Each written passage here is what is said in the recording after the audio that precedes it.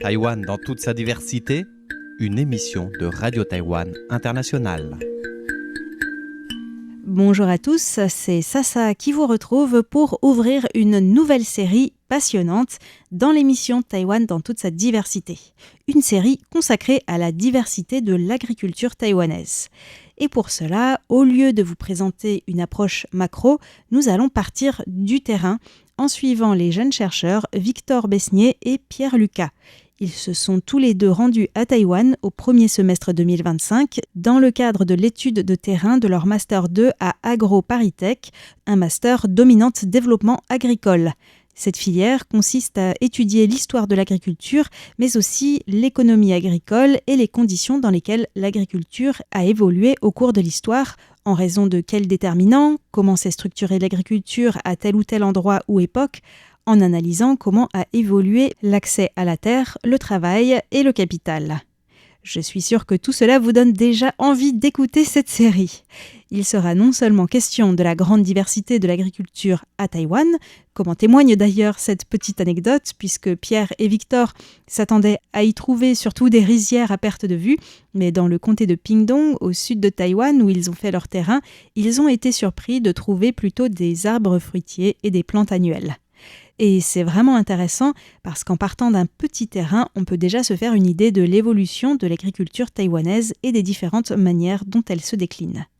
En plus de découvrir l'agriculture taïwanaise en partant du terrain, cette série vous permettra aussi de comprendre, à travers l'entretien avec Victor et Pierre, comment s'est déployée leur démarche scientifique.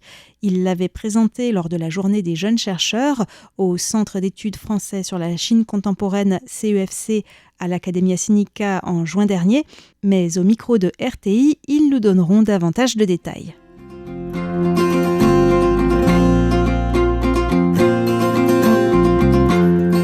Alors, direction Pingdong, dans le sud de Taïwan, aux côtés de Pierre Lucas et de Victor Besnier, mais aussi du rocker de la campagne, Lin Shengxiang.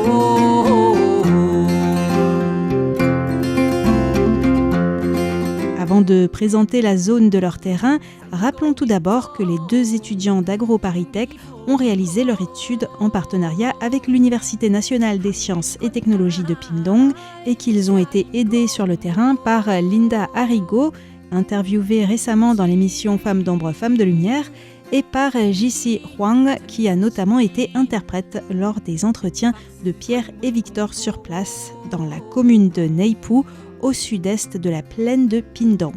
Tout d'abord, Pierre nous présente la méthodologie de leur étude.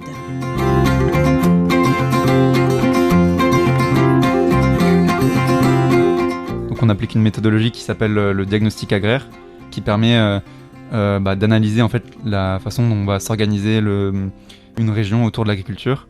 Cette méthode, elle est divisée en 3 phases. Une première phase qui est dite d'analyse paysagère. Donc on va en fait essayer de décrypter les motifs dans le paysage et qui va servir en fait de base pour poser des questionnements. Pourquoi à tel endroit on a tel paysage et à tel endroit on a un autre paysage, et qui va aussi servir à poser des hypothèses. Et ensuite on va questionner ces hypothèses en allant réaliser des entretiens. Et donc la phase d'entretien, elle se découpe en les 2 phases suivantes, qui sont une phase dite d'entretien historique et une phase dite d'entretien technico-économique. Ce que ça veut dire, c'est que du coup, dans une première phase, on va aller interroger les agriculteurs sur leur histoire. Et donc le but, ça va être d'essayer de comprendre, en remontant au plus loin qu'on peut, quelles ont été les évolutions du système de production qui est géré par ces personnes-là. Donc on va essayer de comprendre à quel moment est-ce qu'il y a des investissements qui ont été réalisés, à quel moment il y a des terres qui ont été vendues ou qui ont été achetées ou qui ont été louées, à quel moment il y a eu des changements d'organisation et à quoi est-ce qu'ils ont été dus. Cette phase, elle nous permet ensuite de réaliser une modélisation qu'on appelle matrice de différenciation et qui en fait correspond à à une représentation graphique de comment les systèmes de production ont évolué en fonction des époques, en fonction du contexte macroéconomique, politique, social. Voilà. Et la troisième phase, c'est une phase d'entretien technico-économique où cette fois-ci on va se saisir de ce qu'on a produit avec la phase d'analyse historique, où à la fin on aboutit du coup à une typologie des différents systèmes de production qui existent dans notre zone. Et on va, système par système, essayer d'analyser le plus précisément possible comment ce système fonctionne sur le plan technique et sur le plan économique.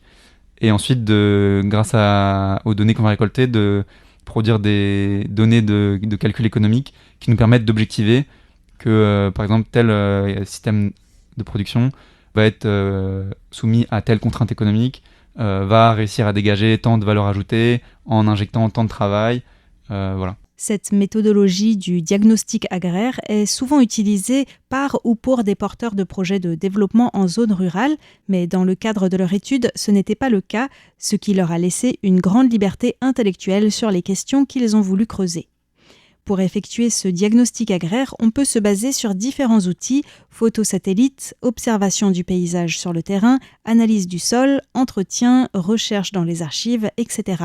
Pierre et Victor montrent tout d'abord la photo satellite de leur zone d'étude sur laquelle on observe 4 zones géomorphologiques, c'est-à-dire qui ont une certaine cohérence en termes de relief et de paysage. La plaine alluviale de Pingdong, un plateau sur lequel se trouve la grande ferme de Laopi, une vallée à l'est, puis encore plus à l'est, les contreforts de la chaîne de montagnes centrale de Taïwan. Pierre et Victor ont finalement décidé de limiter la zone de leur terrain à environ 50 km². Pour délimiter la surface sur laquelle on a travaillé, il y a plein de critères qui rentrent en compte. Le critère limitant, forcément, ça va être notre capacité de travail. Les zones rurales à Taïwan sont très densément peuplées et sont très densément cultivées. Les surfaces des fermes sont relativement petites. Et il se trouve qu'en plus de ça, dans cette zone-là, on était confronté à une diversité de modes d'exploitation du milieu qui était très importante. Et donc, du coup, on s'est restreint à cette zone de 50 km². Mais qui est intéressante quand même, parce qu'il y a une certaine diversité. Très intéressante. Et c'est là où ce genre d'étude est très intéressante, c'est que ça permet de montrer qu'en fait, au sein d'une très petite surface, d'un endroit à l'autre qui est 1 kilomètre plus loin, on va trouver des modes d'exploitation du milieu qui sont totalement différents et qui procèdent en fait d'une histoire très différente et qui est expliquée en fait par des trajectoires très différentes qui ont été prises par ces exploitations, qui ont été soumises à des pressions, des contraintes différentes. Les 2 jeunes chercheurs ont donc exclu de leur terrain les contreforts de la montagne et la vallée pour se concentrer sur la plaine, car celle-ci comporte déjà une grande diversité, comme nous l'explique Victor. Et donc, dans cette plaine, on peut voir une diversité de paysages qui peuvent, sur la photo satellite, s'observer par le caractère radial de différentes bandes qui descendent de la rivière, d'une rivière au nord, qui s'appelle la rivière Ailiao. Ça, c'est la première chose qui nous a fait émettre des hypothèses, en tout cas nous questionner. On s'est demandé, mais pourquoi ces 2 bandes, et pourquoi dans ces bandes une telle diversité parcellaire? Donc, par exemple, ici on observe des carrés, qui sont plutôt gros. Et si on va à 2 km à l'est, on va avoir des rectangles qui vont être assez fins et avec des couleurs différentes qui sont dues à des cultures différentes. Et ça nous permet de nous poser des questions, de délimiter des zones et ensuite d'aller voir dans chaque zone, d'aller interroger les agriculteurs pour essayer de comprendre pourquoi là ils cultivent différemment et pourquoi le parcellaire est différent. Et ça, on va l'expliquer par les entretiens historiques. Pierre et Victor se sont donc intéressés à ces 2 zones différentes qu'ils ont délimitées grâce notamment aux photos satellites. Au nord-ouest, une plaine caractérisée par des parcelles plutôt carrées et à l'est, une plaine caractérisée par des parcelles rectangulaires. Ils ont ensuite subdivisé la première zone, celle du nord-ouest, en 2 parce qu'on y trouve des types d'exploitation différentes. Au sud, on a donc ces grosses parcelles carrées avec des fermes qui peuvent être de grande taille par rapport à ce qui est une ferme à Taïwan en moyenne. En moyenne, à Taïwan, une ferme, ça fait en gros 1 hectare. Et ici, on a rencontré des gens qui avaient des fermes jusqu'à 60 hectares. Enfin, des exploitations jusqu'à 60 hectares. Donc, c'est assez considérable. Et avec des plantes qui vont être annuelles ou biannuelles, donc la banane et l'ananas. Et qui souvent, sur ces exploitations, on a souvent trouvé de la main-d'œuvre immigrée. Quand on rentrait dans les exploitations, généralement, les premières personnes qu'on voyait, c'était des personnes qui étaient immigrées et qui travaillaient sur ces exploitations. Et au nord, là, on avait aussi des parcelles carrées, mais qui était beaucoup plus petite, qui pouvait aller de 0,3 hectares à 3 hectares en gros, et qui là plantait des arbres, des plantes pérennes.